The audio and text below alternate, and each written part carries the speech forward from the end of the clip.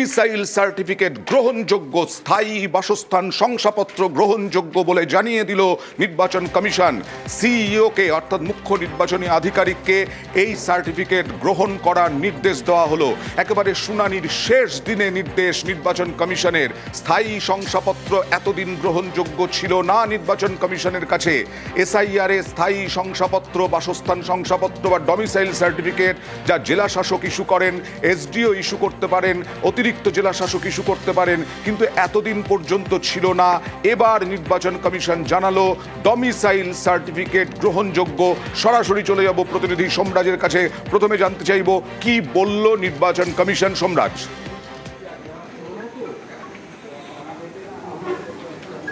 দেখো, জাতীয় নির্বাচন কমিশনের তরফে রাজ্যের মুখ্য নির্বাচনী আধিকারিক মনোজ কুমার আগরওয়ালকে যে চিঠি দেওয়া হয়েছে, সেই চিঠির বিষয়বস্তু এটাই যে 2025 সালের 27শে অক্টোবর এসআইআরের যে নির্দেশিকা জারি হয়েছে, সেই নির্দেশিকা অনুযায়ী স্থায়ী বাসিন্দা শংসাপত্র বৈধ নথি হিসাবে গ্রহণ করা যাবে। ইআরওরা সেটা গ্রহণ করতে পারবেন। তবে সেই শংসাপত্র এরা পশ্চিমবঙ্গ সরকারের যে নিয়ম এবং গাইডলাইন, সেটা মেনে যে ইস্যুগুলি হবে, এই পার্মানেন্ট রেসিডেন্ট সার্টিফিকেট বা ডমিসাইল সার্টিফিকেট, সেটা সেই নিয়ম মানতে হবে। চিঠিতে এটাও বলা হয়েছে যে ডমিসাইল বা স্থায়ী বাসিন্দা শংসাপত্র ইস্যু করা হয় রাজ্য সরকারের 1999 সালের 2রা নভেম্বর এবং তার পরবর্তী সংশোধন অনুযায়ী, অর্থাৎ 1999 সালের 2রা নভেম্বর প্রথম এই ধরনের ডমিসাইল সার্টিফিকেট বা পার্মানেন্ট রেসিডেন্ট সার্টিফিকেট নিয়ে নির্দেশিকা জারি করে রাজ্য, এবং তার পরবর্তীতে যে সংশোধনীগুলি করেছিল রাজ্য সরকার, সেই নিয়ম মেনে, অর্থাৎ যে সংশোধনী হয়েছিল এবং 1999 সালে প্রথম যে অর্ডার হয়েছিল, তার যে গাইডলাইনগুলি রয়েছে রাজ্য স্বরাষ্ট্র দপ্তরের, সেই গাইডলাইনগুলি অনুযায়ী যে ডমিসাইল সার্টিফিকেট বা স্থায়ী বাসিন্দা শংসাপত্র ইস্যু করেছেন এতদিন পর্যন্ত জেলা শাসক, অতিরিক্ত জেলা শাসক, এসডিওরা এবং কলকাতার কালেক্টর, সেই ডমিসাইল সার্টিফিকেট বা স্থায়ী বাসিন্দা শংসাপত্রগুলি নেওয়া হবে, গ্রহণ করা হবে। এবং এইআরওদের জাতীয় নির্বাচন কমিশন নির্দেশ দিচ্ছে এই রাজ্যের, যাতে কেবলমাত্র সেই ধরনের বৈধ শংসাপত্র। এখানে আমার একটা প্রশ্ন, সেটা হচ্ছে 1999 এর পর থেকে যে ডমিসাইল সার্টিফিকেট ইস্যু করা হয়েছে যাদের, তাদের ডমিসাইল সার্টিফিকেট গৃহীত হবে, তাই তো?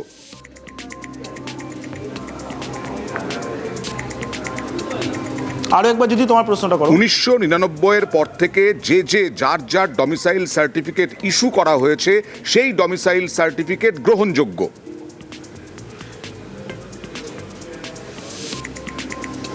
জাতীয় নির্বাচন কমিশনের তরফে যে নির্দেশিকাটি বলে দেওয়া হয়েছে, সেখানে বলা হচ্ছে 1999 সাল এবং তার পরবর্তীতে যে সংশোধন রাজ্য সরকারি ডমিসাইল সার্টিফিকেট বা পার্মানেন্ট রেসিডেন্ট সার্টিফিকেটের ক্ষেত্রে করেছে, সেই সংশোধনের মধ্যে যে গাইডলাইন রয়েছে, রাজ্য সরকারেরই দেওয়া গাইডলাইন, সেই গাইডলাইন অনুযায়ী এখনো পর্যন্ত যে ডমিসাইল সার্টিফিকেট বা পার্মানেন্ট রেসিডেন্ট সার্টিফিকেটগুলি ইস্যু করা হয়েছে, সেগুলি গ্রহণ করা হবে।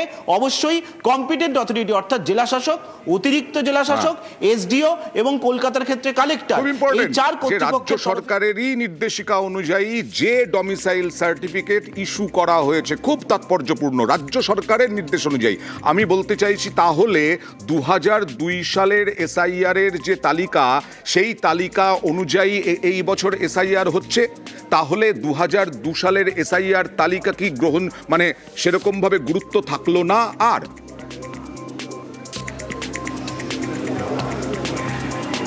দেখো, এটা এখনো বলার সময় আসেনি, কারণ জাতীয় নির্বাচন কমিশনের এটা একটা সিদ্ধান্তই যে 2002-এ যেহেতু শেষ এসআইআর হয়েছিল রাজ্যে, তাই 2002-এর এসআইআর তালিকার নিরিখেই এবারের এসআইআর করা হচ্ছে এবং সেই তালিকা অনুযায়ী ম্যাপড এই বিষয়টি খতিয়ে দেখা হচ্ছে জাতীয় নির্বাচন কমিশনের তরফে।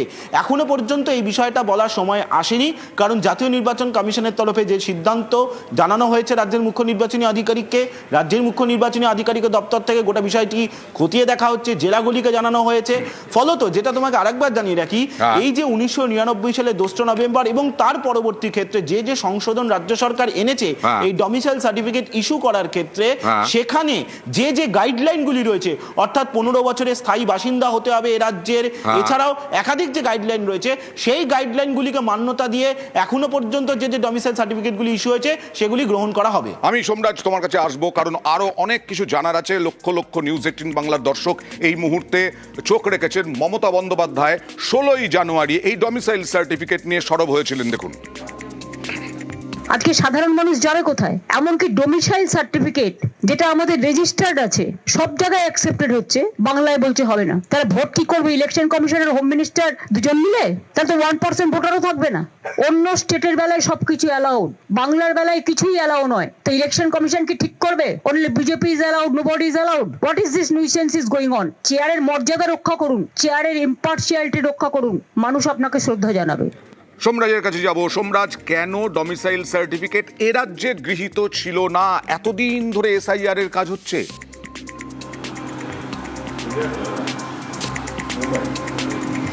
দেখো, তোমাকে জানিয়ে রাখি, ডিসেম্বর মাসে শেষ দিকেই রাজ্যের মুখ্য নির্বাচনী আধিকারিকের দপ্তরের তরফে জাতীয় নির্বাচন কমিশনকে প্রস্তাব পাঠানো হয়েছিল যে রাজ্য সরকারের যে গাইডলাইন রয়েছে এই ডমিসাইল সার্টিফিকেট বা স্থায়ী ঠিকানা, এই যে শংসাপত্র, এই যাতে গ্রহণ করা হয়। এবং সেক্ষেত্রে তুমি জানো, ইতিমধ্যেই আমরাও জানিয়েছিলাম যে রাজ্যের স্বরাষ্ট্র সচিবের থেকে তৎকালীন সময় জানতে চাওয়া হয়েছিল রাজ্যের মুখ্য নির্বাচনী আধিকারিকের থেকে এই যে ডমিসাইল সার্টিফিকেট এটি কারা ইস্যু করে, কোন আইন বলে ইস্যু করে তা জানতে চাওয়া হয়েছিল।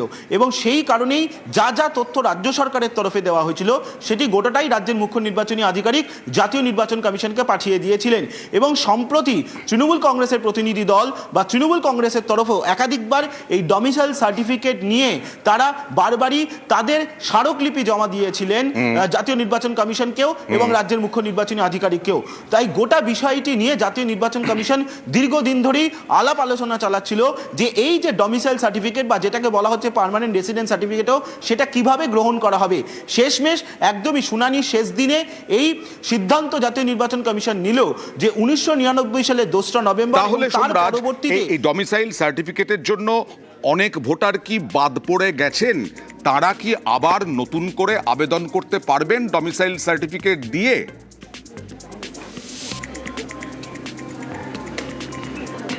অন্দা, এটা একটা গুরুত্বপূর্ণ প্রশ্ন। তুমি যে কিছুক্ষণ আগে বলছিলে 2002 ভোটার তালিকার সঙ্গে বর্তমান ভোটার তালিকার মিল, এবং সেক্ষেত্রে 2002 ভোটার তালিকার মিলের সঙ্গে বর্তমান ভোটার তালিকায় যাদের মিল পাওয়া যায়নি তাদেরকে শুনানিতে ডেকা হয়েছিল এবং তাদের মধ্যে অনেকেই এই ডমিসাইল সার্টিফিকেট জমা দিয়েছিলেন। কিন্তু সেই সময় ডমিসাইল সার্টিফিকেট গ্রহণ করা হয়নি। শুধুমাত্র তৎকালীন যে 1999 সালের 2রা নভেম্বরে যে একটাই মাত্র অর্ডার ছিল সেই অর্ডারটিকেই সেই সময় গ্রহণ করা হচ্ছিল ডমিসাইল সার্টিফিকেট হিসাবে। কিন্তু এছাড়া এই যে অর্ডার এখন হলো সেই অর্ডার তো সেই সময় ছিল না। ফলত এর আগে যাদের শুনানি হয়ে গেছে, বিশেষ করে আনম্যাট ভোটারদের মধ্যে থেকে যাদের শুনানি হয়ে গেছে, তারা সেই সময় ডমিসাইল সার্টিফিকেট দিতে চাইলেও তখন নেওয়া হয়নি, কারণ কমিশনের গাইডলাইনে ছিল না। ফলত এই পরিস্থিতিতে যাদের মধ্যে অনেকেই, যেহেতু এখন শুনানি শেষ সময়, অনেকেই এমন রয়েছে যে যাদের কাছে শুধুমাত্র ডমিসাইল সার্টিফিকেটটাই ছিল, অন্য কোনো নথি ছিল না, তারা নথি দিতে পারেনি, কমিশনের ওয়েবসাইটে আপলোড হয়ে গেছিল। তাদের ক্ষেত্রে কি হবে সেটা একটা বড় বিষয়, এবং এটাই এখন দেখার বিষয় রয়েছে যে রাজ্যের মুখ্য নির্বাচনী আধিকারিকের দপ্তর সেই বিষয় নিয়ে কি সিদ্ধান্ত নেয়। শুধুমাত্র যে নির্দেশ সিইওকে পাঠানো হয়েছে জাতীয় নির্বাচন কমিশনের তরফে, সেই নির্দেশ জেলা শাসকদের পাঠিয়ে দেওয়া হয়েছে এবং বলা হয়েছে এই নির্দেশের কমপ্লাই করতে। কিন্তু সেই কমপ্লাইটা কিভাবে করবে সেটা এখনো পর্যন্ত জেলা শাসকদের কাছেও স্পষ্ট নয়। জেলা শাসকরা অপেক্ষা করছেন যে এই নির্দেশিকার পরিপ্রেক্ষিতে রাজ্যের মুখ্য নির্বাচনী আধিকারিকের দপ্তর কি নির্দেশ দেয়। আর এই নিয়ে রাজনৈতিক তরজাও তুঙ্গে। শেষ দিনে তারা নোটিফাই করছে যে ডোমিসাইল সার্টিফিকেট গ্রহণযোগ্য। তাহলে এতদিন কি মজা করছিলেন? কি আতঙ্ক তৈরি, তাদের উপর কি মানসিক চাপ তৈরি। সুপ্রিম কোর্টের চড় থাপ্পড় খেতে হবে সোমবার দিন। মমতা বন্দ্যোপাধ্যায় যে দৃঢ়তার সঙ্গে তিনি সওয়াল করেছেন, চোখে আঙুল দিয়ে দেখিয়ে দিয়েছেন ইলেকশন কমিশনের অপদার্থতা এবং তাদের উদ্দেশ্যমূলক ভাবে বাংলাকে আক্রমণ, বাংলার মানুষকে অসহায় করে তোলা। আর এই জন্যই এই সব করছে। দেখুন, সিইও বলছেন সময় বাড়ানো হোক, এগুলো সব ড্যামেজ কন্ট্রোলের চেষ্টা। ডোমিসাইল সার্টিফিকেট তো আগে থেকেই ছিল, নতুন করে কি দিলেন? এসআইআর এর চোটে কি তৃণমূলের সবার মাথা খারাপ হয়ে গেছে? আমাদের কথা পরিষ্কার, প্রথমত এসআইআর শেষ করতে হবে, তারপরে ভোট হবে। No SIR no vote. যদি এসআইআর এ কোনো গোলমাল হয় তাহলে জ্ঞানেশ কুমারকে আসতে হবে, দেখে বলতে হবে। শুধু দিল্লি থেকে সারমন দিলে হবে না। যত রকমের ফর্ম 7 জমা পড়েছে সব নিষ্পত্তি করতে হবে। এইসব ঠিক সময় মতন না হয় সবকিছুর জন্য তৃণমূল দায়ী, এ পরিষ্কার।